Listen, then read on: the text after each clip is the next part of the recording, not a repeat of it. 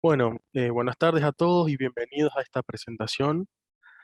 Quería comentarles que, bueno, que todas las preguntas que ustedes les puedan surgir durante la presentación tienen que guardárselas para el final de la charla, donde tenemos un espacio justamente para resolver las preguntas. En el día de hoy vamos a hablar un poco, les voy a contar sobre lo que son las series temporales y cómo en particular las trata la ciencia de datos, cómo se enfrenta un data scientist ante un problema que involucre el uso de una serie temporal. Entonces, vamos a comenzar. Bueno, primero, ¿cómo vamos a estructurar esta charla? Primero vamos a hablar un poco de qué son las series temporales, a quién puede interesarle realmente estudiar lo que son las series temporales, qué herramientas básicas podemos estudiar, qué características tienen estas series que las hacen interesantes y sobre todo nos van a permitir resolver problemas. Y vamos a ver dos casos de aplicación muy concretos. Primero vamos a ver si podemos predecir en principio la venta de pizzas y en otro si podemos hacer un estudio sobre lo que es el electrocardiograma que seguramente todos alguna vez nos hemos realizado en la vida. Entonces vamos a comenzar. Primero que nada, ¿por qué es interesante y a quién puede interesarle realmente el tema de estudiar series temporales? En la vida podemos hacernos preguntas del estilo, por ejemplo, estamos interesados en saber si, por ejemplo, existe el calentamiento global como tópico principal. Entonces de ahí podemos desprender preguntas que puedan ayudarnos a responder este interrogante. Por ejemplo, podríamos preguntarnos cómo aumenta la temperatura anualmente, podríamos preguntarnos si este aumento es siempre creciente o si hay mesetas o si alguna vez hay una disminución. También podría resultar interesante saber si crece de igual forma en todos los países. Y una pregunta un poco más arriesgada de responder sería, bueno, está bien, ¿cómo podría aumentar la temperatura el año próximo? Entonces, para resolver todo este tipo de problemas, podríamos, por ejemplo, valernos de un gráfico de este estilo con esta información, donde tengamos la variación de temperatura en grados Celsius en este caso, para los diferentes años que tengamos, en este caso desde 1860 hasta el 2000. Y podremos, por ejemplo, utilizar diferentes técnicas como una media móvil y otras técnicas que vamos a ver más adelante. Pero también podríamos hacernos una pregunta un poco más cotidiana, si se quiere, de preguntarnos si realmente yo como persona, poseo un buen estado cardiológico. Para lo cual, ¿qué podría preguntar? Si los latidos de mi corazón son regulares, si el ritmo del corazón es sinusal, si hay arritmias, si en algún momento detecto una arritmia, si existen bloqueos que tenemos de diferentes grados. Y una pregunta también derivada de todas las anteriores es qué sucede con el eje cardíaco, tema que también vamos a abordar hacia el final. Entonces, para resolver todo este tipo de preguntas, podríamos, por ejemplo, valernos de un electrocardiograma, que seguramente, con seguridad, todos alguna vez nos hemos hecho uno para algún control médico y que tiene esta forma. Después, otra gran pregunta, sobre todo para los que están más en el mundo del trading, es, por ejemplo, preguntarnos si es buen momento para comprar Bitcoin. Una pregunta bastante amplia de contestar, pero ¿cómo podemos estudiarla a partir de la ciencia de datos y de las series temporales? Bueno, podemos, por ejemplo, estudiar cómo fue la fluctuación del precio del Bitcoin en los últimos meses o con diferentes ventanas temporales. Podemos estudiar también si presentó resistencias o soportes y si estas resistencias y soportes son periódicos, por lo tanto podríamos estimar que puedan darse más adelante. Y una pregunta un poco más amplia y difícil sería si podríamos estimar el precio de estas monedas a largo plazo. Para responder estas preguntas podríamos, por ejemplo, disponer de datos como el que sacamos, por ejemplo, de Binance o de TradingView, en el cual vemos la evolución del precio en diferentes momentos, diferentes unidades de tiempo. Entonces, bueno, ya vimos algunos problemas que podemos encontrarnos, algunas situaciones que van a requerir el uso de series temporales. Ahora vamos a formalmente qué es una serie temporal, qué vamos a considerar como tal. Bueno, para hacerla fácil, vamos a imaginarnos que tenemos una cierta variable estocástica, que acá en el gráfico yo la he denominado como X mayúscula. Debemos decir que qué significa ser estocástico, que tiene una componente ligada al azar, es decir, que vamos a tener un comportamiento estadístico aleatorio, en cierto punto aleatorio. Entonces, teniendo esta variable, ¿cómo vamos a construirse una serie temporal? Vamos a realizar mediciones, es decir, durante cada cierto periodo de tiempo, con algún instrumento que va a depender del contexto del problema, vamos a realizar una medición de esa variable y vamos a ir anotando los resultados. Luego, vamos a disponer en un gráfico o en una tabla, pero más para hacerlo más agradable a la vista, vamos a mostrar un gráfico. Vamos a disponer cómo fue evolucionando ese valor de esa variable en el tiempo. Y por lo tanto, vamos a tener así definida una serie temporal. Es importante, y no menor, mencionar que estos puntos aislados que vamos a tener, en principio, deberíamos unirlos con una línea de puntos.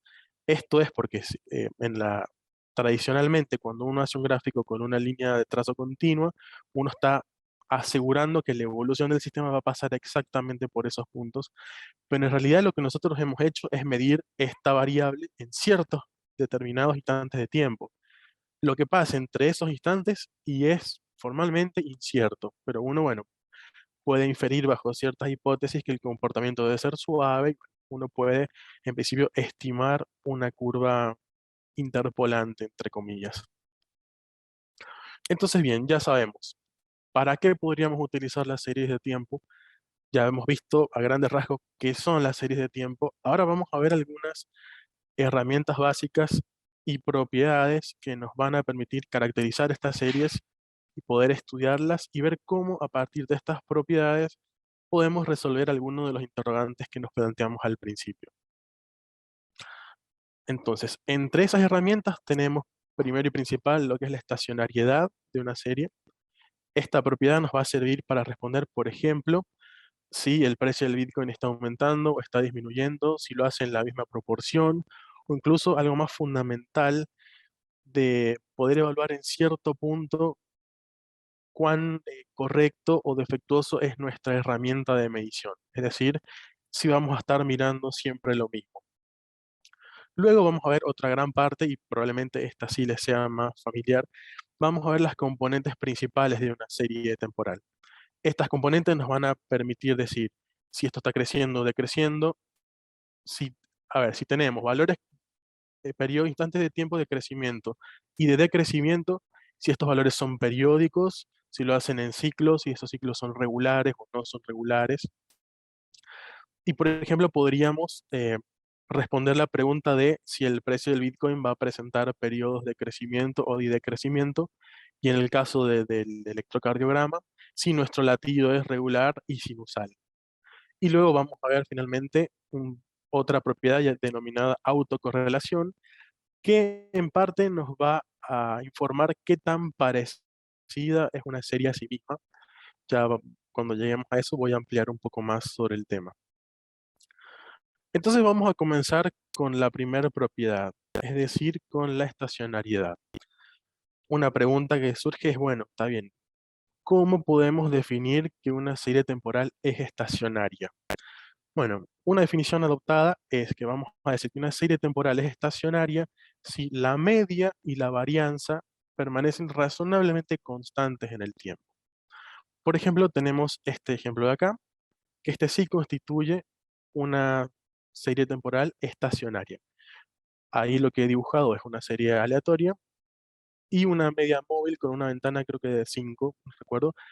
Y si vemos, esta media móvil nos estaría representando el valor promedio de la señal en una ventana de 5 y vemos que se distribuye razonablemente alrededor de cero. Podemos considerarla que sería estacionaria en la media, y si vemos incluso la varianza, vemos que se mantiene relativamente constante a lo largo del tiempo.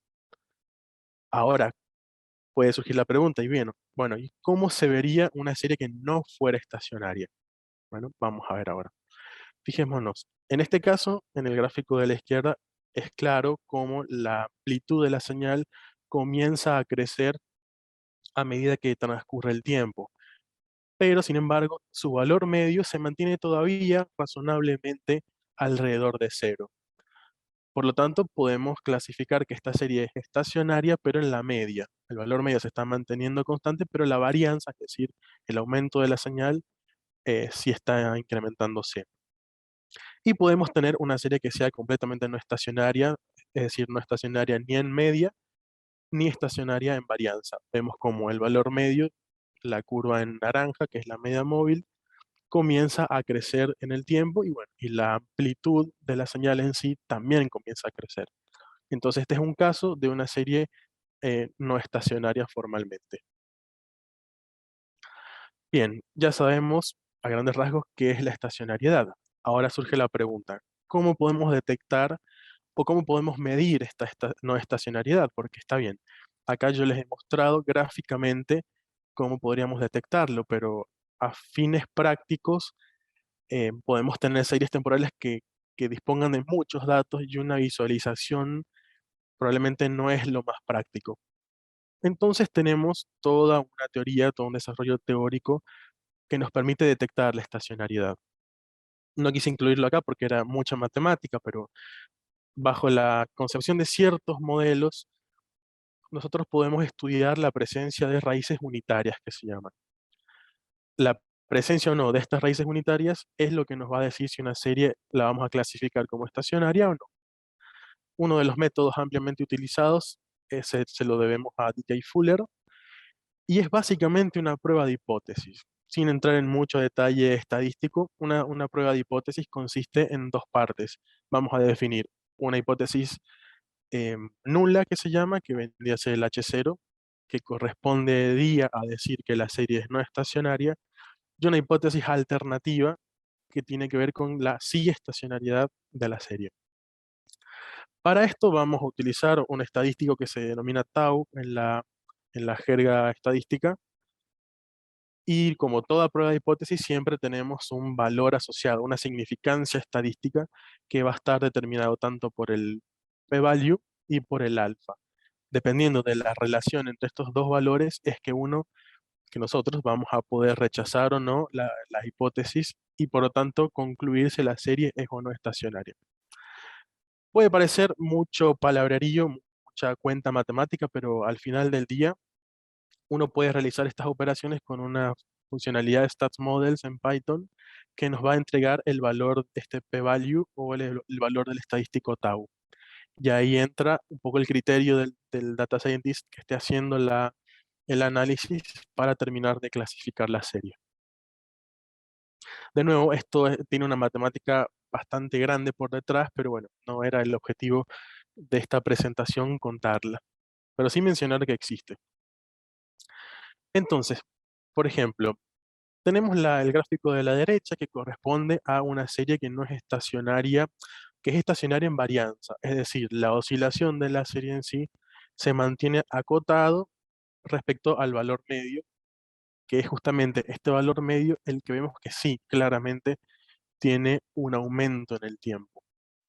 Si nosotros utilizáramos esa librería que les mencioné y implementáramos el algoritmo, nos aparecería un p-value de 0,9985, indicándonos con relativa certeza de que esta serie no es estacionaria.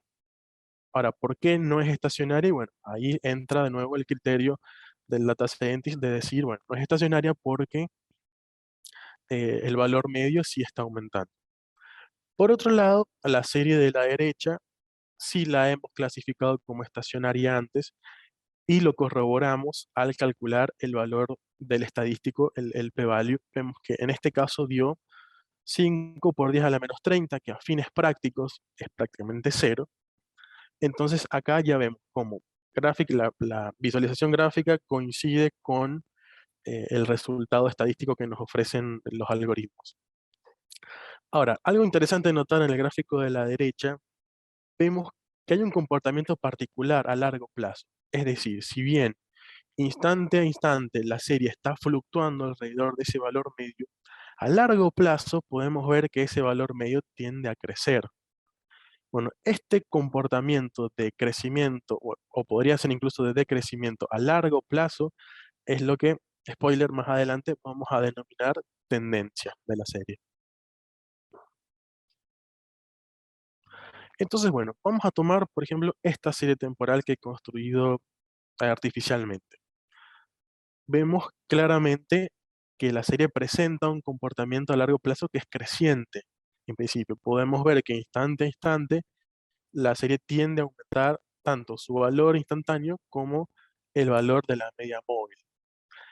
Y debería resultarnos de la inspección gráfica que este comportamiento es bastante lineal. Dentro de todo, podríamos pensar que esta serie está creciendo alrededor de una cierta recta. Entonces, ¿qué podríamos hacer en este caso? Podríamos, por ejemplo, ajustar con mínimos cuadrados la recta que mejor ajuste, que estaríamos ajustando la tendencia. Entonces, ajustamos esa recta, que va a ser creciente. ¿Y qué pasa si a esta serie yo le resto esa recta que obtuve por ajuste? Estaría eliminándole la tendencia, por así decirlo. ¿Y qué obtendríamos con eso? Un gráfico de este estilo. Vemos ahora que el valor medio todavía presenta oscilaciones, pero en su comportamiento a largo plazo, su comportamiento tendencial, no presenta tendencia. Parecería que estuviese oscilando en forma constante alrededor del valor cero. Entonces, de esta forma, en este caso, que era bastante sencillo identificar una tendencia lineal, hemos logrado eliminar en principio esta tendencia. Pero todavía resulta evidente, incluso de la inspección gráfica, de que tenemos un comportamiento oscilatorio todavía. Vemos que claramente la serie está oscilando en un patrón que es bastante regular. Entonces, ¿qué podríamos hacer para eliminar esa oscilación? Podríamos, por ejemplo, calcular una transformada de Fourier y encontrar las frecuencias fundamentales de oscilación, lo que serían los modos normales, los armónicos, y en base a eso construirnos esta oscilación que tenemos. No es nada, eh, no es nada difícil hacerlo, tenemos infinidad de algoritmos que se encargan de eso. Entonces podríamos hacer eso. Hacemos transformada de Fourier, encontramos los armónicos, encontramos los coeficientes, construimos esta serie oscilante y se la restamos a toda la curva azul que vendría a ser, que es bastante ruidosa. ¿Y qué obtendríamos si hacemos esa resta, esa diferencia? Obtendríamos lo siguiente. Una serie bastante ruidosa en principio. Vemos que el valor medio se mantiene razonablemente constante. La varianza también no vemos grandes aumentos ni grandes disminuciones en la amplitud. Por lo tanto, a, a simple vista, y no tan simple también, podríamos intentar clasificarla como estacionaria. Pero bien, eso sigue estando muy sujeto a la subjetividad del data scientist que lo esté mirando. Entonces vamos a aplicar el método que conocemos que nos permite clasificar finalmente si la serie es estacionaria o no. Calculando el coeficiente del decay Fuller que les había mencionado antes, obtenemos un valor de 2 por 10 a la menos 5, valor que es, a fines prácticos, es cero. Por lo tanto, hemos confirmado cuantitativamente que la serie final que hemos obtenido es estacionaria. Es decir, hemos partido de una serie que no era estacionaria porque claramente veía la presencia de una tendencia, y con sucesiones manipulaciones de esos datos, ajuste de tendencia, luego la resta, luego ajustar la parte oscilatoria e ir restándola, hemos llegado finalmente a una serie que sí es estacionaria. Entonces, el resumen de todo lo que acabo de decir es lo siguiente. Partimos de esta serie que tiene este comportamiento y ¿qué fue lo primero que hicimos? Ajustamos una tendencia, que en este caso particular era claramente una tendencia, una línea recta. Logramos ajustar esa recta. ¿Qué hicimos luego? Calculamos la parte oscilatoria, que podríamos haberlo hecho con transformada de Fourier. Y finalmente, ¿qué nos quedó? Nos quedó esa función residual que terminó siendo estacionaria. Es decir, que hemos descompuesto una serie que en principio presentaba un montón de características, la hemos descompuesto en sus componentes principales. Por un lado, la tendencia, por un lado, la componente estacional, que no debe confundirse estacional con estacionario. Son conceptos diferentes que, bueno, tenemos la variación de una letra y a veces, hablando rápido, podemos confundir los conceptos, pero son cosas totalmente diferentes. Y finalmente tenemos el residual. una componente que suele llamarse residuo, residual, o remanente, que codifica toda la parte aleatoria. Es decir, hemos visto cómo podemos partir una serie temporal en sus tres diferentes componentes. El resumen entonces, tenemos por un lado la tendencia, que la vamos a entender como el cambio de la serie, pero a largo plazo. Cambio de largo plazo de la media. Vimos cómo, está bien, la serie puede oscilar instantáneamente todo lo que uno quiera, pero a largo plazo siempre en general se va a determinar un comportamiento. Bueno, ese comportamiento lo vamos a denominar tendencia o componente tendencial. Generalmente suele ser una curva suave justamente porque podemos interpretarla como que es la promediación en una cierta ventana de toda la curva. Luego hemos visto que existe también una componente estacional, que en principio son oscilaciones periódicas y reconocibles. Y estas oscilaciones se dan en general en periodos iguales de años o inferiores a un año. También podemos tener componentes estacionales mensuales o semanales, incluso diarias en diferentes contextos. Y finalmente, una componente residual que se caracteriza por justamente no tener un carácter periódico reconocible. Es decir, estas tres componentes nos permiten descomponer una señal como la suma. Es decir, podemos descomponerla como tendencia más componente estacional más componente residual. Existe también otro modelo que se llama multiplicativo, donde en vez de sumar las componentes, uno las va a multiplicar y bueno, eso requiere otro análisis un poco más detallado que eh, no entraremos mucho en detalle ahora. Únicamente vamos a mostrar el modelo aditivo que se llama, que es este. Bueno, y la última característica importante de las series que quería comentarles es el tema de la autocorrelación. Autocorrelación viene matemáticamente de una convolución y en simples palabras es, es verificar cuán parecida es una serie en un cierto instante de tiempo a un instante de tiempo anterior. Es decir, nosotros tenemos la serie temporal y la vamos a ir desplazando hacia adelante o hacia atrás diferentes unidades de tiempo y vamos a ver cuán parecida es la serie consigo misma. Por eso es que se llama autocorrelación. Cada instante de tiempo que nosotros corremos la serie hacia adelante o hacia atrás se suele denominar lags y la autocorrelación en sí, o sea, la cuantificación, el número en particular, lo vamos a obtener como una convolución matemática, que es ni más ni menos lo que se está mostrando acá en la animación. Tenemos que son dos funciones sinusoidales, tenemos la roja que está estática y tenemos la azul que sería la misma roja, pero que la estamos desplazando diferentes unidades de tiempo, aplicando la convolución, que al final del día es una integral o una sumatoria, depende si lo queremos hacer en el límite discreto. Calculando esa sumatoria, esa integral, vamos a obtener un número que siempre va a estar entre -1 y 1.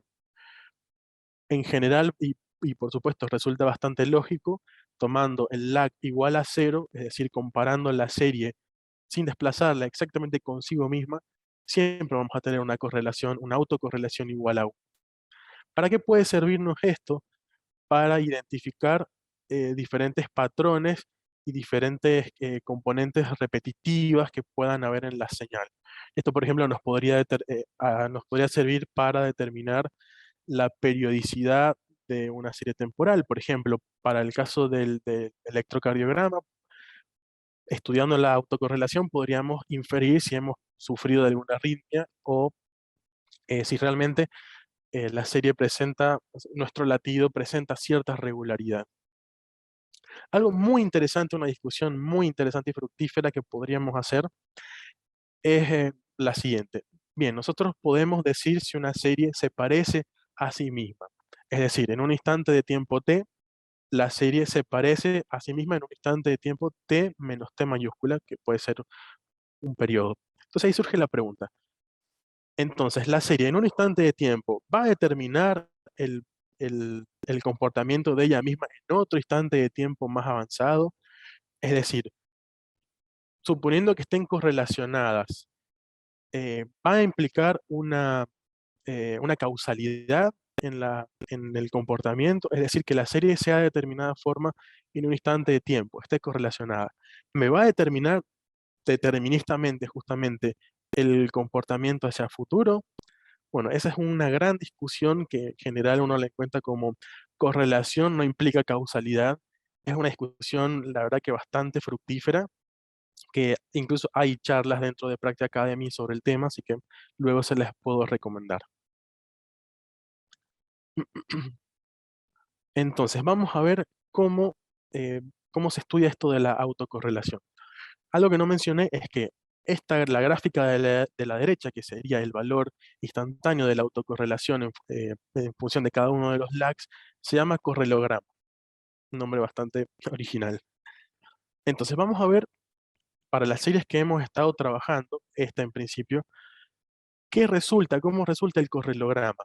Bueno, si nosotros hacemos la autocorrelación de esta serie en función de los diferentes lags, vemos lo siguiente. Vemos que para moviéndonos un instante de tiempo, 2, 3, 5, hasta 30, vemos que la autocorrelación no disminuye significativamente. ¿Y qué quiere decir esto? Significa que la serie es muy parecida a sí misma en los diferentes instantes de tiempo. Esto suele ser un gran indicio de que la serie no es estacionaria. Y un gran indicio de sobre todo de que tenemos componente tendencial y sobre todo una componente estacional. ¿Qué podemos hacer al respecto?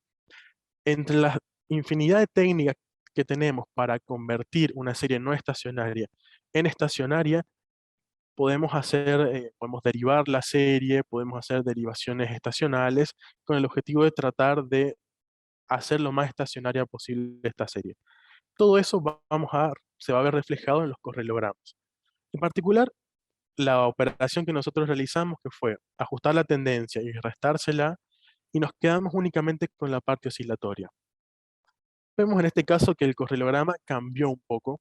En este caso, la serie desplazándose diferentes unidades de tiempo ya es menos parecida a sí misma, lo cual nos da un indicio de que realizamos una operación correcta, que vamos por el buen camino, pero que todavía estamos un poco lejos de considerarla completamente estacionaria. Entonces, ¿qué hicimos a continuación? Le restamos esta parte oscilatoria y nos quedamos únicamente con esta serie que ya habíamos comprobado utilizando el método de Decay Fuller de que sí era estacionaria. ¿Y cómo dará el correlograma de esta serie? Da de esta forma. ¿Cómo podemos interpretar esto? Como les había mencionado, el lag igual a cero consiste en comparar la serie exactamente igual a sí misma sin haberla desplazado, por lo tanto necesariamente tiene que darnos uno. ¿Y qué pasa si la corremos una unidad de tiempo, que correspondería al lag igual a 1? En este caso vemos que la autocorrelación nos da en un valor muy cercano a cero. De hecho, toda esta banda en azul clarito que vemos acá es un intervalo de confianza que nos provee el algoritmo. Es decir, todos los valores, todos los puntos que caigan dentro de este intervalo de confianza podemos considerarlos a fines prácticos cero. Entonces, ¿qué podemos sacar de conclusión de acá? Que como el correlograma es prácticamente 1 para el lag igual a cero y cero para todos los demás diferentes desplazamientos, la serie no está autocorrelacionada y es un gran indicio de que sí, ya finalmente hemos obtenido una serie estacionaria. Ya este comportamiento con este correlograma se lo suele denominar ruido blanco. Entonces, hasta el momento que hemos hecho, hemos tratado de estudiar qué son las series temporales, para qué puede ser importante estudiarlas. Hemos visto tres mecanismos, tres características que nos permiten eh, dar un poco de luz sobre estas series temporales y ya tenemos cierto manejo sobre ellas. Está bien, bueno, ¿y ahora qué podemos hacer con esto? Con todas estas herramientas que hemos visto, cómo resolvemos los interrogantes iniciales que nos habíamos planteado? Para ello, vamos a considerar un primer caso práctico. Existe una pizzería que se llama Practa Pizza, en el cual el dueño, el gerente, nos viene a consultar sobre algunos interrogantes que tiene. Por ejemplo, a él le gustaría saber cuáles son los días de mayor venta, cuáles son los horarios de mayor venta, si es que hay algún horario predilecto respecto a otro, y sobre todo, y más importante, ver si podemos estimar la demanda, es decir, estimar las ventas de las pizzas. ¿Por qué? Porque esto puede desembocar en una decisión de negocios, como por ejemplo, si sabemos que en una sucursal a cierta hora del día y en cierto día de la semana tenemos más ventas, entonces para no generar un cuello de botella sería bueno poner más empleados en esa sucursal y esa hora, por ejemplo. Entonces estas son preguntas que en principio podemos resolver utilizando series temporales. Entonces estamos un día nosotros tranquilos en la empresa, nos llega esta contratación y nosotros hablamos con el gerente y bueno, en base al contexto del problema, nosotros le pedimos datos justamente, que es con lo que finalmente vamos a trabajar. Y nos devuelve un dataset, es decir, las ventas que han realizado en Practa Pizza en función del tiempo, en principio, sampleados cada una hora. Es decir, tenemos cuántas ventas realizaron en cada sucursal todos los días durante un año y por hora. Entonces, bueno, teniendo los datos, nosotros como científicos de datos echamos a mano y nos ponemos a analizar. Algo que siempre vamos a intentar hacer al principio, siempre debemos hacer, es ver una visualización de los datos, es decir, ver si podemos identificar tendencias o outliers incluso, o alguna característica relevante de la serie. En principio, para saber dónde estamos parados, o sea, tenemos estos datos y para dónde podemos arrancar en principio.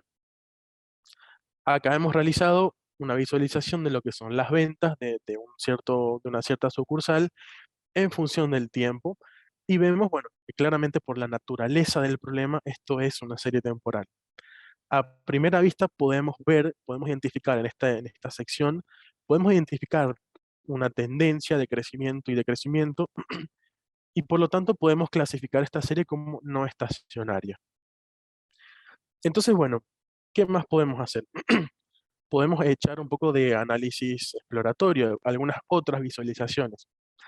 Por ejemplo, podríamos pensar, bueno, tenemos la cantidad de ventas totales en todo un año. Podríamos intentar ver cómo se distribuye el promedio de ventas mensualmente. Entonces podríamos realizar esta gráfica de boxplot donde tenemos el promedio de ventas en función de cada mes. Y sí, acá ya únicamente haciendo un análisis exploratorio podríamos identificar de que hay un leve aumento de ventas en los meses de junio y julio y luego una disminución hacia fin de año, en los meses de octubre y noviembre. Después podríamos mirar también el resumen de ventas diarios. Podríamos también hacer una gráfica de boxplot y ver el promedio de ventas por día. Entonces, de acá también surge que las ventas tienden a aumentar llegando el fin de semana, en particular sábado y domingo, lo cual en cierto punto podría ser incluso esperable, un comportamiento esperable, de que en este tipo de negocios la clientela tienda a ir más hacia el fin de semana. Pero bueno, son hipótesis, cosas que uno piensa que está bueno que podamos obtenerlas a partir de los datos o corroborarlas, incluso validarlas con los datos. Y también podríamos mirar el tema de las ventas por hora. Y acá, haciendo este gráfico, bueno, vemos claramente dos puntos máximos que corresponden entre las 13 y las 14 horas y las 20 y 21. Son eh, horarios de venta máxima que se corresponden claramente con lo que sería el almuerzo y la cena, que también es algo esperable debido a que están vendiendo pizzas, pero de nuevo está bueno poder validarlo con los datos propiamente dichos. Entonces ya tenemos una idea de las distribuciones de estas ventas. Pasemos ahora a ver las correlaciones, a ver la correlación, la autocorrelación de la serie con sí misma. Arriba, en el gráfico superior, tenemos el correlograma para la serie, para estas ventas que yo les había mostrado, y podemos ver que, bueno, en principio presenta un comportamiento oscilatorio desde una correlación de 1, luego disminuye, se hace negativa, luego vuelve a subir. Por lo tanto, que existe esta variación ya nos da una idea de que la serie utilizada no es estacionaria y algo vamos a tener que hacer con ella para luego implementar algún algoritmo. Una de las primeras técnicas que uno suele utilizar para tratar de hacer estacionaria una serie es tomar diferencias o para los amigos, efectuar la derivada temporal. Esta derivada lo que nos va a ocasionar es que para algunos tipos de tendencias vamos a poder disminuir el peso de esta tendencia sobre la serie y nos va a limpiar el correlograma. O sea, si comparamos visualmente el correlograma de arriba con el de abajo, vemos que el de abajo hay muchos valores que resultaron disminuidos, se aplacaron con esta técnica de derivación. Pero hay un pico que prácticamente quedó inalterado, que es el que está marcado con la flecha roja. ¿Qué puede significar ese pico? ¿Por qué no se modificó con la derivada? Bueno, si vemos a qué lag, a qué número de desplazamiento temporal corresponde, vemos que está en 24. Pero si recordamos que la serie estaba sampleada cada una hora, entonces esto significa que la serie es muy parecida a sí misma, desplazada 24 horas. Es decir, lo cual resulta completamente lógico, que las ventas se van a mantener parecidas en el mismo horario en diferentes días. Por ejemplo, las ventas que puedan tener hoy miércoles a las 12 horas, 12 del mediodía, va a ser muy parecido a las ventas que van a tener mañana jueves a las 12 horas, por ejemplo. Ahora, podríamos hacer también un procesamiento posterior y hacer agrupaciones. Es decir, si bien esta serie está ampliada cada una hora, podríamos agruparla cada 6 horas, por ejemplo, y tendríamos una gráfica de este estilo. De nuevo acá, podemos ver que tenemos los picos en los lag 2, 4, 6, pero en principio las autocorrelaciones positivas corresponderían a 4, a eh, 12 y así, que son justamente, si tenemos un lag de 4 y estamos ampliando cada 6 horas, de nuevo recuperamos esa ventana temporal de 24 horas. Es decir, que acá hemos corroborado incluso de que la serie es muy parecida a sí misma, corriéndola un día, corriéndola 2 días, que en el lenguaje del negocio se traduciría en que las ventas van a ser más o menos similares a la misma hora durante casi todos los días. Esto incluso podemos comprobarlo aún más haciendo la derivada de la serie, haciendo la diferencia y ver que la posición de los picos prácticamente no se alteró y su importancia, es decir, el valor de los mismos tampoco se alteró. Entonces, esto es una característica que nos está hablando de cierta estacionalidad de la serie. Presenta un comportamiento cíclico, en este caso con periodicidad diaria. Bueno, ahora les voy a contar algo que es un poco más complejo de entender, pero es cómo pasamos de una serie temporal, es decir, de ciertos valores de la serie a ciertos tiempos, a un aprendizaje supervisado. ¿Cómo es esto? Por un lado, hemos visto que las series en general, esta serie que hemos visto anteriormente, está correlacionada consigo mismo. Entonces podríamos pensar que los diferentes, o sea, las ventas a las 10 horas y las ventas a las 11 horas pueden tener algo de influencia sobre las ventas que vamos a tener a las 12 horas, por ejemplo. Y esto está un poco sostenido por el hecho de que la serie está correlacionada.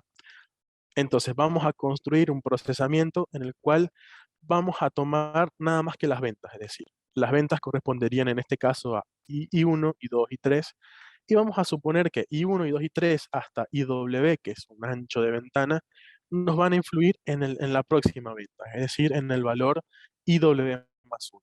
Hemos pasado de un aprendizaje de una serie temporal donde cada venta está en relación a una cierta unidad de tiempo, a un aprendizaje supervisado, donde una venta en particular está relacionada con las ventas anteriores. ¿Y por qué hacemos esto? Porque hay algoritmos, hay modelos de que les conviene que le pasemos los datos como serie temporal y otro que se los pasemos como un aprendizaje supervisado. Obviamente, al pasar de serie temporal a aprendizaje supervisado, tenemos pros y tenemos contras. Por un lado, si tuviéramos, por ejemplo, valores faltantes, es decir, eh, que en cierta hora no se registró la venta o no se guardó correctamente la venta, tendríamos un gap, tendríamos un bache que podríamos identificar claramente si la serie, o sea, tomada como serie temporal, es decir, graficada en función del tiempo. Pero ese detalle, por ejemplo, lo pasamos por alto a pasar a aprendizaje supervisado. Entonces, ¿Para qué hemos hecho todo esto? ¿Por qué hemos utilizado esto de pasarlo a un análisis supervisado? Uno de los métodos, de los algoritmos más utilizados para hacer estas predicciones es el random forest, que consiste en tomar un conjunto de árboles, como vemos arriba a la derecha. El algoritmo se va optimizando a sí mismo, va ajustando los pesos entre las ramas y entre las hojas, y finalmente es capaz de hacer una predicción. Para más información sobre este algoritmo, tenemos una charla bastante interesante por Pablo Anisic también, que ahí les dejo el link por luego si quieren ver. Entonces, tomando los datos que teníamos de las ventas de pizzas, lo pasamos a aprendizaje supervisado y utilizamos este algoritmo de Random Forest para hacer la predicción. Y obtenemos la siguiente gráfica, la que se muestra acá. Vemos por un lado la curva azul, que resulta las ventas reales que se dieron, y por otro lado tenemos la curva naranja, que es la predicción que pudimos realizar pasando de serie temporal a aprendizaje supervisado. Bueno, en principio, a simple vista, uno podría decir, bueno, está bien, el algoritmo da resultados bastante acertados, pero de nuevo, esto queda sujeto, o sea, esto resulta muy subjetivo a quien lo mire. Entonces, una forma de objetivizarlo es utilizando métricas para evaluar la performance. Una gran métrica resulta el valor cuadrático medio, que resulta ser la diferencia entre los valores, elevar al cuadrado, sumar y sacar raíz. Es una métrica que nos permite evaluar cuál fue la performance en esta regresión, y para este caso, para el Random Forest, nos dio 15,29. Después utilizamos, ya pasando a algo un poco más sofisticado y más complejo, una red neuronal. Existe una particular de las redes neuronales recurrentes que se llama Long Short Term Memory, LSTM para los amigos, que bueno, en forma general una red neuronal tiene la estructura que vemos arriba a la derecha. Y de nuevo, si quieren saber más sobre el tema, también tenemos una excelente charla por Denise, también en el canal de Practi Academy, y ahí les dejo el link por si quieren verlo. ¿Qué es lo importante de esto? Que esta red neuronal toma los datos, se entrena a sí misma, y al hacer la predicción que obtenemos, de nuevo, este gráfico de acá. Pero ahora, ¿qué pasó? La métrica que nosotros utilizamos para evaluar el modelo resultó menor. Es decir, de 15,29 pasamos a 14,02, lo cual es un avance. Logramos hacer una mejora del modelo en este punto de vista. Ahora, en otra presentación, me acuerdo, me preguntaron algo relacionado al overfitting en series temporales. ¿Cómo saber si una serie temporal no está overfiteada? Bueno, en este caso, utilizando la red neuronal, es bastante fácil ver si está overfiteando o no. Lo único que tenemos que hacer es, durante el entrenamiento de la red, uno puede ir viendo cómo se va comportando la función de pérdida, que es algo propio del algoritmo, tanto para el conjunto de entrenamiento como para un conjunto de validación. Si nosotros estudiamos esas curvas, que son para este entrenamiento, son las que les muestro acá, vemos como la curva azul corresponde para entrenamiento y la curva naranja corresponde a validación. Y vemos que en todo momento, al aumentar la cantidad de entrenamientos que nosotros hacemos a la red, esta función de pérdida disminuye. Pero las dos, tanto para entrenamiento como validación, disminuyen de la misma forma y nunca la curva de validación comienza a crecer nuevamente, que eso es un claro ejemplo de overfitting. Entonces, viendo en principio esta curva de pérdida, podemos asegurar que este modelo no está overfiteado. Entonces, esta predicción que hicimos para este consumo tampoco va a estar overfiteado. Bien, luego utilizamos un tercer algoritmo que se denomina Prophet, que está desarrollado por la gente de Facebook. De nuevo, este algoritmo sí te va a tomar la señal como una serie temporal. Es decir, necesitamos por un lado una serie de muestras de tiempo y por otro lado su correspondiente en ventas. Este algoritmo va a tomarte esta señal y luego con un montón de hiperparámetros que uno puede setear, uno puede ejecutar la predicción. Y en este caso nos dio un valor de métrica de 18,4, un poco peor a los otros dos que teníamos. Algo lindo que te deja hacer Prophet, y también podríamos hacer con otras librerías, es graficar las componentes. En este caso, Prophet identificó una tendencia que acá se muestra creciente, pero hay que tener cuidado, tenemos que mirar la escala. Si bien es creciente, pero fíjense la variación en el eje vertical. pasa de 2,55 a 2,6. A fines prácticos y por la variación temporal es casi que es como una constante, casi, porque es tan poca la variación que podríamos tomarla como constante. Pero ahora, mirando o sea, la componente semanal, ahí sí vemos que hay variaciones. Vemos, como habíamos anticipado antes con los box plot, que las ventas tienden a aumentar llegando el fin de semana, sobre sábado y domingo. Y si vemos la componente estacional correspondiente de periodicidad diaria, es decir, en un día para ver las horas, vemos que sí, de nuevo comprobamos que hay una mayor tendencia de ventas entre las 13 y las 14, entre las 12 y las 14, y alrededor de las 20 horas, de nuevo, correspondiente a lo que sería almuerzo y cena respectivamente. Ahora vamos a ver un último modelo que se les voy a contar que se denomina SARIMAX, que en este caso recibe 7 hiperparámetros, P, D y Q en mayúsculas y minúsculas y M. ¿Qué tiene de interesante este modelo? Que estos hiperparámetros, estos 7 hiperparámetros, nosotros debemos determinarlos a partir de los correlogramas. Es decir, para eso tenemos que tomar la serie temporal, ver el correlograma, hacer la derivada primera, ver qué cambió, hacer la derivada segunda y así. Cada uno de esa cantidad de veces que estamos derivando y la posición de los picos que nos van a quedar en los correlogramas nos van a permitir inferir estos hiperparámetros. ¿Y qué obtuvimos si hacemos la predicción sobre la serie temporal anterior con este modelo? Obtenemos esta gráfica de acá, que podríamos ver incluso que ajusta un poco mejor que las anteriores. En este caso, la métrica nos dio 12,43 y resultó mucho más baja que todos los demás modelos que habíamos utilizado. Entonces, el resumen de los modelos, de todos los que les mencioné. Primero tenemos Random Forest, que nos dio 15,29, la red neuronal 14,02, Prophet 18,4 y Sarimax de 12,43. Pero a ver, acá hay algo que quiero hacerles notar. Para utilizar Random Forest y el STM, la red neuronal, nosotros necesariamente debimos pasar de serie temporal a aprendizaje supervisado. Es decir, en hacer ese pasaje perdimos la esencia de lo que es una serie temporal. Por así decirlo, estos algoritmos van a recibir datos ciegamente, van a entrenarse y van a realizar predicciones. Sin embargo, Prophet y Sarimax sí reciben los datos como serie temporal en sí porque tienen una columna, tienen un feature que corresponde al tiempo. Y si bien con red neuronal obtuvimos un relativamente buen resultado de 14,2 de métrica, vemos que el mejor resultado lo obtuvimos con Sarimax. Y esto no es casualidad, sino que Sarimax es un algoritmo determinado, diseñado específicamente para series temporales, en el cual debemos utilizar todas las herramientas que hemos visto, ver si es estacionaria, utilizar los correlogramas para determinar los hiperparámetros y luego realizar un ajuste. Es decir, Random Forest y red neuronal reciben los datos a ciegas prácticamente, mientras que Sarimax está especializado para series temporales y bueno, casualmente dio un mejor resultado.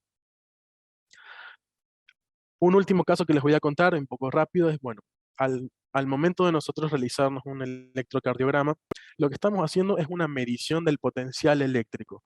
En todo lo que es la contracción del corazón, uno física, desde el punto de vista físico, puede resumir todo en un vector de potencial eléctrico, cómo se va moviendo desde el corazón. Y se interpreta que va desde la aurícula izquierda hasta el ventrículo derecho, por decirlo.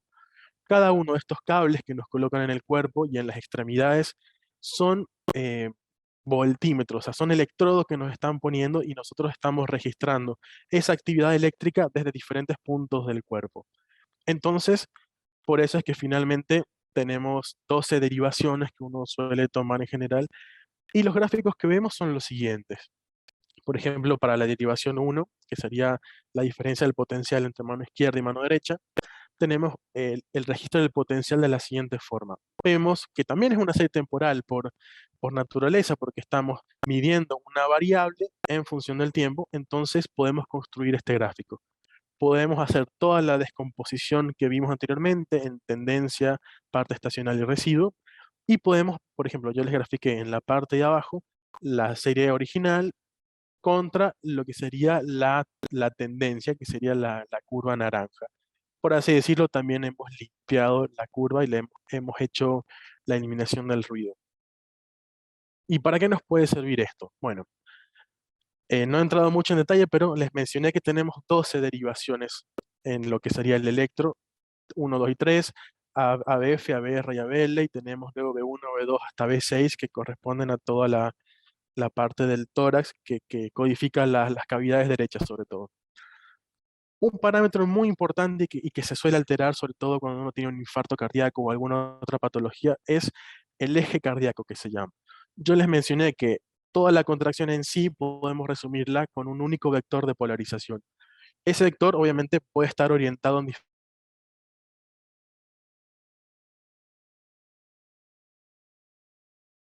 plano frontal, es lo que se denomina el eje eléctrico y lo podemos calcular utilizando la derivación en 1 y la derivación en ABF. Ahí vemos en el gráfico dónde está el ángulo determinado y por una simple relación trigonométrica, por un arco tangente, podríamos determinar cómo se está moviendo, cómo está evolucionando este vector eléctrico en función del tiempo y vemos em, cuánto da esa cuenta en la gráfica de abajo, vemos el ángulo en función del tiempo, y vemos que se mantiene acotado entre 80 y 90 grados, lo cual corresponde a la normalidad. Entonces, en una medición real, nosotros podríamos estar leyendo los 12 canales del electro, realizando esta cuenta y viendo el ángulo del vector cardíaco. Cuando notemos una variación, podríamos, por ejemplo, sospechar de un infarto o de alguna complicación cardíaca. Esta también es otra aplicación de lo que podrían ser las series temporales, no tan ligadas a un problema de negocios como tal, como la venta de pizzas, sino como algo un poco más cotidiano y cercano a cualquiera de nosotros. Hasta ahí incluso podríamos llegar a utilizar series temporales. Entonces, bueno, para ir cerrando, ahí me quedó el completar, bueno, un blooper. ¿Cómo podemos ir cerrando? ¿Qué vimos en todo esto? Repasamos un poco lo que es la serie temporal, vimos tres herramientas principales, la estacionariedad, las componentes y la autocorrelación, y vimos cómo utilizar diferentes modelos y lo que esos modelos requieren para poder realizar predicciones, es decir, para entrenarlos y poder planificar una demanda a futuro. Y vemos finalmente un modelo de salud, que bueno, lo completé, pero bueno, que no lo borré de la presentación. Y bueno, y con eso ya puedo dar por finalizada la presentación. No sé si ahora sí tienen alguna pregunta que hacer. Voy a ir leyendo, a ver. Ahí pregunta Juan si la pizzería queda en Gerli, si es así o me confundo, y probablemente pueda andar por ahí, sí.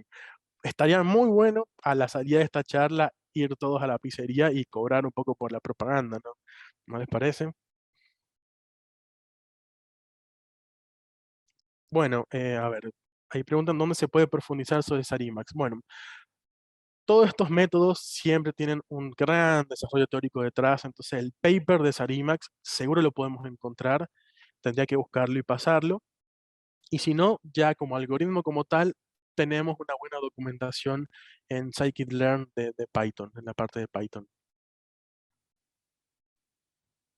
Bueno, no sé si alguna otra cosa que quieran que veamos o que no haya quedado claro. Recomiendo fuertemente ver las presentaciones de Random Forest de Pablo y de redes neuronales de Denise, y sobre todo la parte de correlación implica causalidad. Es un debate bastante fructífero y que se ha comenzado a dar este último tiempo. Debe haber seguramente dando vueltas por ahí una presentación de Daniel Yankelevich. Chavo invita a la primera ronda de pizza, sí, totalmente. Así que Juan, ya estamos. Bueno, en estos últimos minutos que nos quedan, no sé si tienen alguna otra pregunta, algo más. La última parte sí fue un poco más rápido porque ya vi que se me estaba acabando el tiempo, pero bueno, traté de contarlo de la mejor forma. ¿Cuándo comprar los Bitcoin? No dije eso. Yo solamente te podría aconsejar nada más. Y bueno, ahí sí podría recomendarte, sí, la opinión de gente experta en el mundo del trading, pero sí, cuándo comprar Bitcoin. Y ahora dice la gente que es un buen momento para comprar porque está estaba todo en aumento.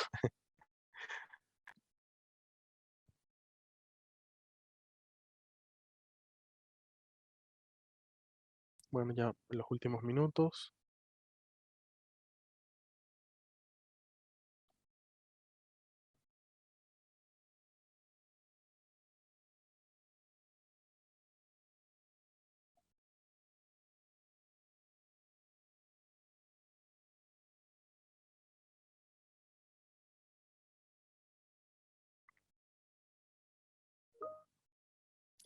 Bueno, entonces acá con esto finalizamos la charla. Les agradezco mucho a todos la presencia y cualquier otra cosa que quieran consultarme, pueden hacerlo a través de mi correo o directamente a LinkedIn o comunicándose con Praxis. Así que de esta forma damos por finalizada la charla y de nuevo les agradezco a todos su presencia.